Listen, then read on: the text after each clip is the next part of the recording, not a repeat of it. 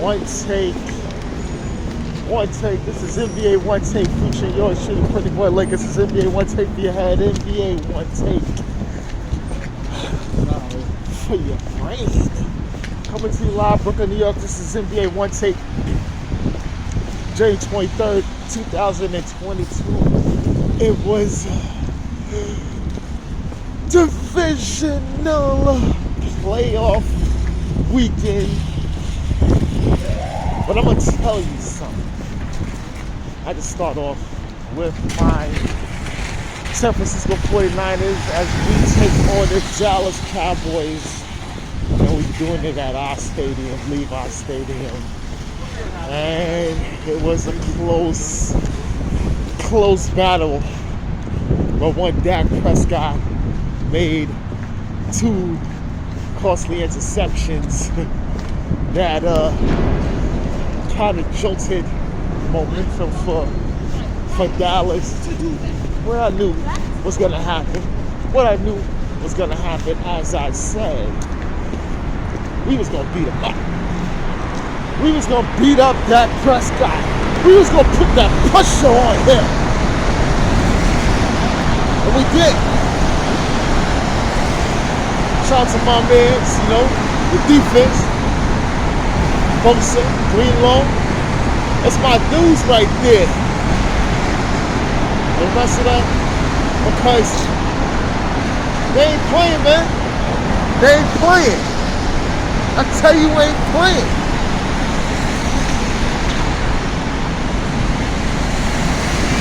Cowboys wasn't gonna do it.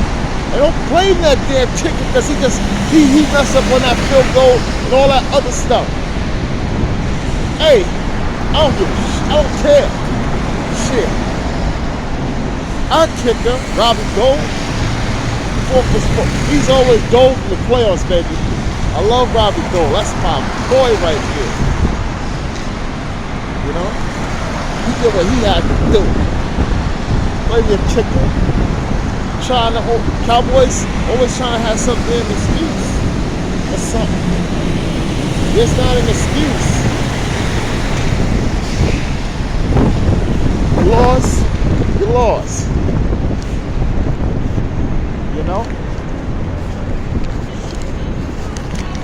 Zeke Elliott didn't do anything. That contract looking crazy. CeeDee Lamb was the only little bright spot for them. Got her 17 yards. And the dude Schultz got a touchdown, but his damn question, he was just questionable down the stretch, not knowing the damn rules of the game.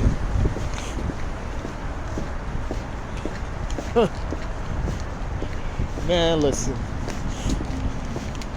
It wasn't a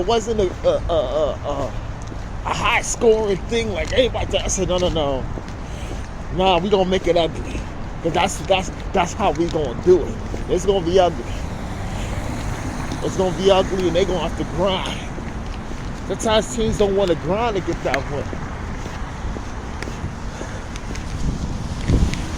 Man, Brock Purdy got 214 yards, with a touchdown.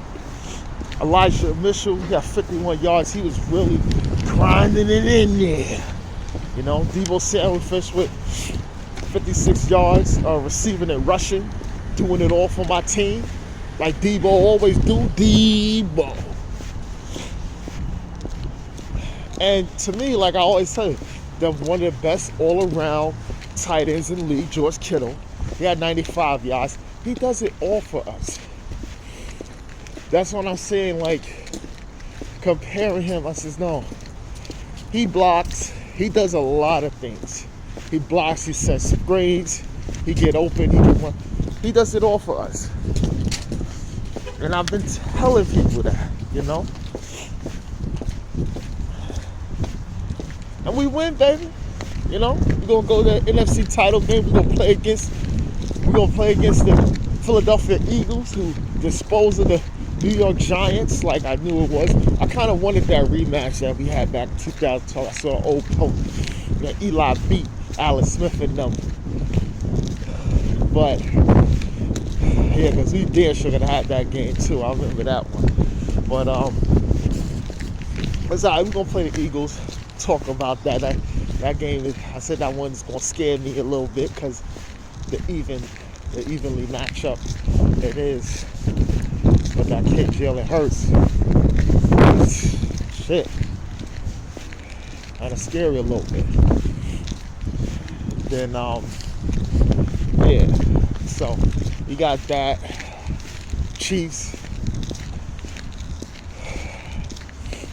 smashed up on Jaguars. Trevor Lawrence, all the costly turnovers he did, they could have had something, but he just turned the ball over too much, Trevor Lawrence. But he got a good future, I'm telling you. It was just Pat Mahomes. He even went out and they had the backup in there. They were still able to do. That's a fine-tuned machine. Kansas City Chiefs. And the Bengals, they beat up on the Buffalo Bills, man. Joe Burrow, a guy I put a lot of money on in that Super Bowl because I hate the Rams. And he almost got killed in that Super Bowl. So I bet against him. And then listen what he does to the Bills. I ain't betting against no Joe Burrow. That's it. I'm not betting against Joe Burrow. Joe Burrow out there doing his thing. I'm telling you. Joe Burrow, something. Now, let me get to the NBA. NBA one take. I let NFL one take. Let me get the NBA one take.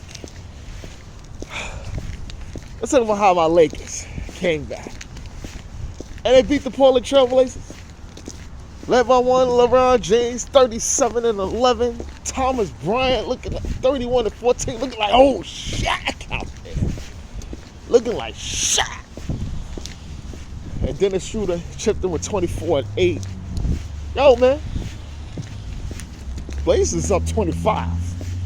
I said, oh, shit. Some bullshit right here. Then we came storm back. And we get the win. Like we're supposed to. And I loved it. Another comeback win. So did it to the Grizzlies the night before. But I'm going to talk about that, too. There's a lot of drama with that. But Dame finished with 24-10. Anthony Simons had a real good night with 31. Josh Hart double-double 13 and 10. Jeremy Graham finished with 19 for them. Yeah, and we have the also. So my Lakers get the win. Happy for that. We passed the Blazers in the standings. You know, we slowly creeping up. You know, from playing to more playoff situation. So we get in there. We get in there. We get in there. A lot of stuff on my Lakers right now. But let me talk about the Golden State Warriors versus the Brooklyn Nets. Watching this game, Kyrie Irving taking over, defeating Steph Curry and Klay Thompson, Draymond Green, Jordan Poole out there. But it's Kyrie, man. He was just really taking over. Man. Clutch shot by Royce O'Neal. Give the Nets the big win, which they need. Just to have that confidence up, get those good wins, and then KD come back, ease his way back, and they could possibly be a machine coming into the playoffs. But so, let me tell you something.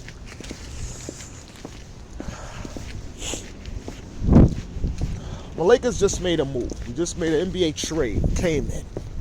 So what? We get it. Rudy Hachimura from Washington for Kendrick Nunn in 3 seconds. Now, Rudy Hachimura he's a real good, fine player. I feel that he got ways to develop his game. I think in Washington, because where they picked him, they feel that the progression isn't there.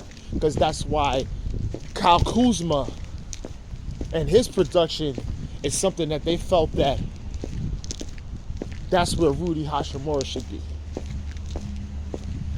And it hasn't been that. Now he's been out, he's been hurt, and everything like that. So, I don't know, maybe a change of scenery, it could help. We need a player like him that could come in and finish at the rim, defend a little bit, do a little, everything you really need to do. Don't expect too much from them, right? And I think that's what we was. That's a good move for us. If he's healthy, yeah. You know, that's fine. That's fine. And I'm happy that the Lakers did that move. I'm happy that they did that move. Let me get to the next Lakers thing. Now, stop more of Lakers thing. All right, Shannon Sharpe. Uncle Shay Sharpe. It's my man. He liked a couple comments that I say on his Instagram feed. So, my man Unc, he got at it Friday night